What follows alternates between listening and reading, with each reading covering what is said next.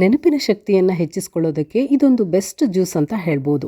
ನಮ್ಮ ಮಲೆನಾಡು ಮತ್ತು ಕರಾವಳಿ ಭಾಗದಲ್ಲಿ ಈ ಒಂದೆಲಗ ಸೊಪ್ಪನ್ನು ನಾವು ಅನೇಕ ಅಡುಗೆಗೆ ಬಳಸ್ತೀವಿ. ಇದರಿಂದ ಚಟ್ನಿ, ತಂಬಳಿ, ಸಾರು, ಸಾಂಬಾರ್, ಲೇಹ ಹೀಗೆ ಬೇರೆ ಬೇರೆ ರೆಸಿಪಿಗಳನ್ನು ಮಾಡ್ಕೊಳ್ತೀವಿ.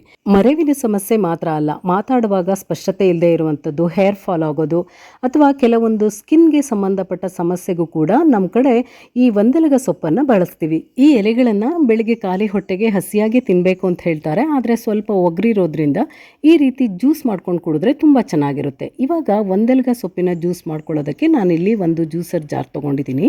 ಇದಕ್ಕೆ ಕ್ಲೀನಾಗಿ ತೊಳ್ಕೊಂಡಿರೋ ಒಂದೆಲಗ ಎಲೆನ ಹಾಕ್ತಾ ಇದ್ದೀನಿ. ನಾನಿಲ್ಲಿ 2 ಲೋಟದಷ್ಟು ಜ್ಯೂಸ್ ಮಾಡ್ಕೊಳ್ತಾ ಇರೋದ್ರಿಂದ 2 ಹಿಡಿಯಷ್ಟು ಸೊಪ್ಪನ್ನು ತೊಗೊಂಡಿದ್ದೀನಿ.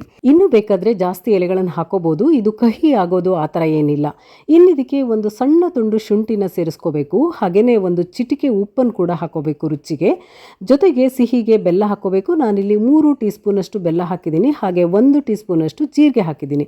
ಇದಿಷ್ಟು ಹಾಕಿದ ಮೇಲೆ ಇದಕ್ಕೆ ಸ್ವಲ್ಪ ನೀರು ಹಾಕಿ ನಾವಿದನ್ನು ಗ್ರೈಂಡ್ ಮಾಡ್ಕೊಳ್ಬೇಕು. ತುಂಬ ನುಣ್ಣಗೆ ಗ್ರೈಂಡ್ ಮಾಡ್ಕೊಳ್ಬೇಕು. ನಾನಿಲ್ಲಿ ಮಾಡ್ಕೊಂಡಿದ್ದೀನಲ್ಲ ಈ ರೀತಿ. ಒಂದೇ ಸಲ ತುಂಬ ನೀರು ಹಾಕ್ಕೊಂಡ್ರೆ ಅದು ಗ್ರೈಂಡ್ ಮಾಡೋದು ಕಷ್ಟ. ಹಾಗಾಗಿ ಸ್ವಲ್ಪ ನೀರು ಹಾಕಿ ಈ ರೀತಿ ಗ್ರೈಂಡ್ ಮಾಡ್ಕೋಬೇಕು. ಈ ರೀತಿ ಗ್ರೈಂಡ್ ಮಾಡ್ಕೊಂಡ್ಮೇಲೆ ನಮಗೆ ಎಷ್ಟು ಜ್ಯೂಸ್ ಬೇಕೋ ಅಷ್ಟು ನೀರನ್ನು ಹಾಕ್ಕೊಳ್ಬೇಕು. ಈಗ ನಾನು 2 ಕಪ್ ಜ್ಯೂಸ್ ಮಾಡ್ಕೊಳ್ತಾ ಇರೋದ್ರಿಂದ 2 ಕಪ್ ನೀರನ್ನು ಸೇರಿಸ್ತಾ ಇದ್ದೀನಿ. ಇದಿಷ್ಟಾದಮೇಲೆ ಕೊನೆಯಲ್ಲೇ ಇದಕ್ಕೆ ಸ್ವಲ್ಪ ನಿಂಬೆ ರಸ ಹಾಕಬೇಕು. ಟೇಸ್ಟ್ ತುಂಬ ಚೆನ್ನಾಗಿರ್ತದೆ. ಇದಾದಮೇಲೆ ನಾವಿದನ್ನು ಒಂದ್ಸಲ ಚೆನ್ನಾಗಿ ಮಿಕ್ಸ್ ಮಾಡಿಕೊಂಡು ಶೋಧಿಸ್ಕೊಳ್ಬೇಕು. ನಾನಿಲ್ಲಿ ಶೋಧಿಸ್ಕೊಳ್ತಾ ಇದ್ದೀನಿ. ನಮ್ಮ ಮಲೆನಾಡಲ್ಲಂತೂ ಒಂದೆಲಗ ಸೊಪ್ಪು ಬೇಕಾದಷ್ಟು ಸಿಗ್ತದೆ.